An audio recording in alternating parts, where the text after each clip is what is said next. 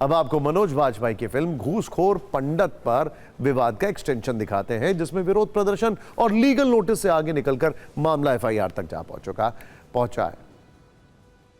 मुद्दा राजनीतिक हो चला है। बीएमसी प्रमुख मायावती गुस्से में है। मूड को देखते हुए फिल्म मेकर्स ने भी यूटर्न मार लिया है। बड़ा अपडेट यह है कि फिल्म घूसखोर पंडित के मेकर्स और टीम पर केस दर्ज किया गया है। यूपी सीएम के निर्देश पर लखनऊ के हजरतगंज थाने में एफआईआर लिखी गई है। इसके अलावा मुंबई के समता नगर थाने में फिल्म के टाइटल को लेकर शिकायत की गई है। एक याचिका दिल्ली हाईकोर्ट में दी गई है, जिसमें फिल्म के रिलीज को रोकने की मांग की गई है। इसके अलावा खबरों के अनुसार राष्ट्रीय मानव अधिकार आयोग ने सूचना प्रसारण मंत्रालय को नोटिस भेजकर संज्ञान लिया है। उधर भोपाल में फिल्म के टाइटल घूसखोर पंडित के विरोध में लगातार दूसरे दिन प्रदर्शन हुआ। ब्राह्मण समुदाय के लोगों ने फिल्म के टाइटल, डायलॉग और कलाकारों के खिलाफ नारेबाजी की और कहा कि वो कोई भी सफाई स्वीकार नहीं करेंगे और फिल्म को रिलीज नहीं होने देंगे।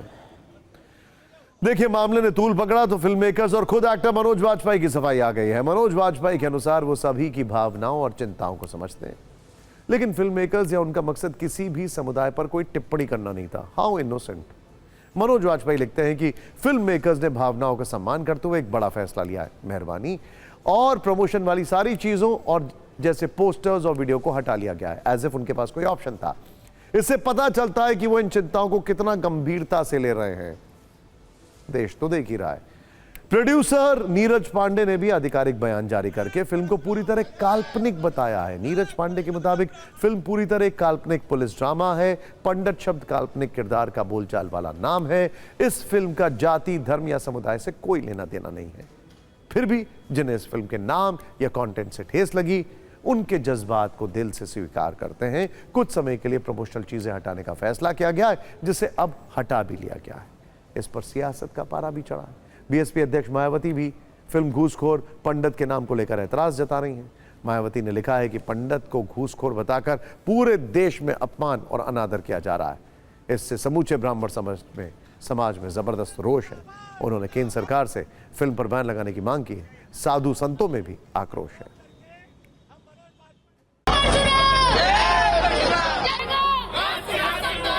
प्रचार सामग्री को विड्रॉ करने की वो बात कर रहे हैं, लेकिन अभी तक हुआ नहीं है। तो पहली बात तो ये है कि हम लोग जब तक होता नहीं है तो हमारा cause of action is still there.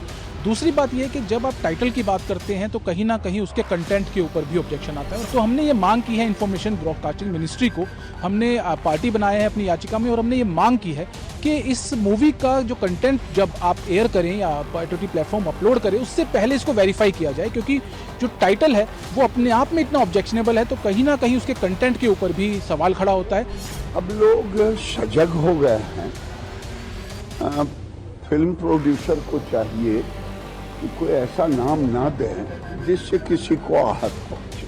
ऐसे नामों से फिल्म नहीं बननी चाहिए जिससे कोई आहत हो। लेकिन जिनके जमीर आज जागे हैं घूसखोर पंडित फिल्म का नाम रखने से, उनके जमीर उस समय क्यों नहीं जागते हैं जब किसी दूसरे जातियों के बारे में अपमानजनक शब्द लिखते हुए और फिल्में बनती हैं। कि ये प्रक्रिया में दूसरे का पक्ष सुनने के बाद कोई भी कार्रवाई करनी चाहिए। पक्ष को सुनिए, जानिए भारतीय जनता पार्टी की क्या नीति है। बुलडोजर चला दीजिए, किसी पर मुकदमा दर्ज कर दीजिए, किसी को जेल भेज दीजिए, डरा कर धमका कर देश को चलाना चाहते हैं। जिस संस्कृति ने मनुष्य बनाया है, उस संस्कृति के आचार्यों को यदि बुरा कहा जाए तो ऐसे पर कठोर कार्रवाई होनी चाहिए। इस पर बैन लगना चाहिए और दोबारा ये ऐसा कर न सके, इस पर कठोर से कठोर कार्रवाई सरकार करे और जनता इसका पुरजोर विरोध करे।